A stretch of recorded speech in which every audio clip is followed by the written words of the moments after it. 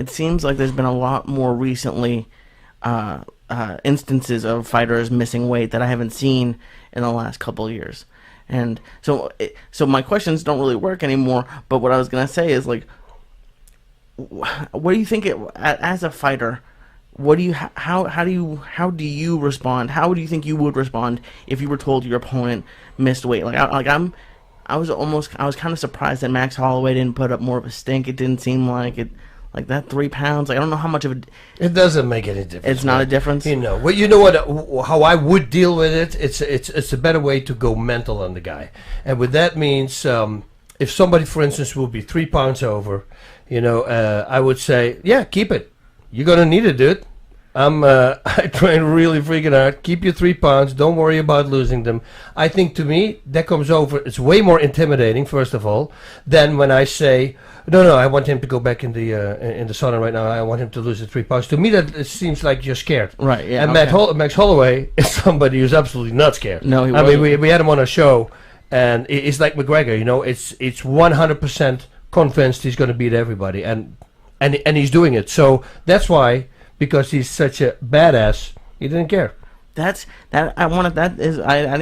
forgot to write it down, but I wanted to talk to you about his confidence, because he opens up his post-fight interview talking about Jose Waldo, which I think is A, hysterical, but B, like, just to have that kind of balls. And we've discussed for the length of the show how I'm not that kind of person, and I want to know what makes a person have that much confidence. Like, is it just something that people are born with, or it's just crazy to me to have that much confidence? No, it's not overthinking things. That's the whole thing with everybody. If you're nervous, you're overthinking things. It's all in the head. And if you say, okay, I always tell my students, if you can fight in the fight like you're doing in the dojo, like you're sparring, you're going 90% for sure you're going to win this fight.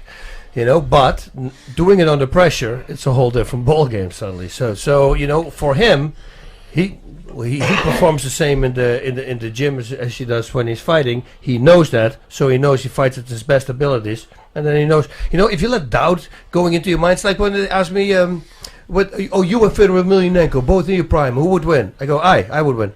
How would you win? I said, I'll beat him up.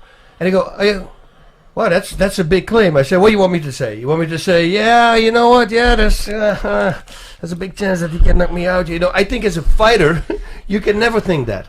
You should, to yourself, you should be true. You should say, no, I'm not going to lose this fight, whatever happens. I'm pretty sure he's going to say the same thing to me back. Having doubt in the mind, if you plant the seed just before the fight, that you say to somebody, yeah, you know what, I might lose because he has a really hard right straight, you're probably going to get hit with the right straight punch. That's how it goes.